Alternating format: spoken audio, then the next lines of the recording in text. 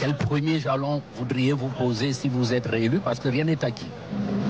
Oui, rien n'est acquis. Attendons qu'on connaisse le nom de l'île. Et on verra. Je ne peux pas faire de projet sans être sûr d'être élu. Merci infiniment, le président de la République. Il réussit. Monsieur le président de la République, tout s'est bien passé. Qui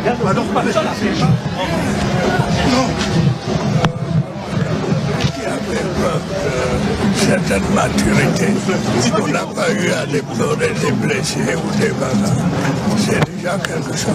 Un signe de sagesse. Cette élection 2025, vous y allez avec plus ou moins de certitude, plus ou moins de sérénité? Ah, ne m'embarque pas dans des sortes de prévisions. En tout cas, je suis heureux que tout se soit passé dans le calme. Et quel premier jalon voudriez-vous poser si vous êtes réélu? Parce que rien n'est acquis. Oui, rien n'est acquis. Attendons qu'on connaisse le nom de l'île. Et on verra. Je ne peux pas faire de projet sans être sûr d'être élu. Merci infiniment, le président de la République. Bonjour, la diaspora ne représente rien en termes de poids électoral. Peu de Camerounais en diaspora sont inscrits sur les listes électorales. La plupart des Camerounais de la diaspora ne sont plus Camerounais parce qu'ils ont des doubles nationalités. La vraie politique, c'est ici au Cameroun. Voilà les nouveaux thèmes, les nouveaux débats que soulèvent les membres et sympathisants du RDPC depuis la réussite du meeting de Paris. Tellement la mobilisation extraordinaire de la diaspora ronge leur cœur, meurtrit leurs os qu'ils ont complètement perdu le sommeil.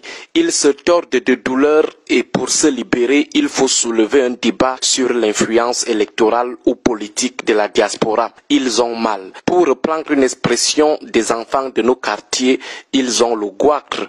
La chaîne nationale dont les employés sont payés avec la sueur de tous les Camerounais sans distinction de parti politique et qui doit par conséquent éviter toute posture partisane est également entrée dans ce jeu malsain d'attaques insidieuses et pernicieuses contre le MRC. Les télévisions et radios privées peuvent se permettre toute forme de soutien partisan.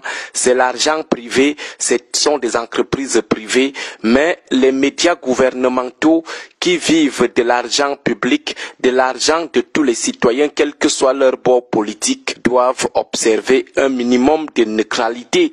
Malheureusement, au Cameroun, les médias gouvernementaux attaquent permanemment les citoyens de l'opposition. En tout cas, passons et abordons le fond du débat soulevé depuis samedi par ceux qui n'arrivent toujours pas à digérer la mobilisation de Paris, ceux qui n'arrivent toujours pas à trouver le sommeil depuis samedi. Pourquoi se tordent-ils de douleur? Pourquoi sont-ils en transe? Ils se tordent de douleur depuis samedi parce que le meeting de Paris vient battre en brèche leur étiquette de petit parti ou de parti insignifiant collé au MRC. Ils savent que leur candidat ne peut pas faire même le 1/10 du plein qu'a fait Maurice Kamto à Paris. S'il veut qu'il tente aussi, on voit. Ils sont également conscients du fait que les images de Paris viennent confirmer la popularité de l'opposition dans les cœurs des Camerounais. Du coup, la propagande médiatique autour de la popularité de Paul Biya, qu'on cherche à vendre à l'international, à la communauté internationale, laisse découvrir son côté cosmétique, du pur make-up, des pures fabrications médiatiques ou alors des simples fabrications de 2000 francs irriguées par des charters des enfants mineurs comme à Maroua. La mobilisation extraordinaire de Paris les a donc mis KO et face à cela, qu'est-ce qu'il faut faire? Il faut créer un débat dans le débat, une affaire dans l'affaire.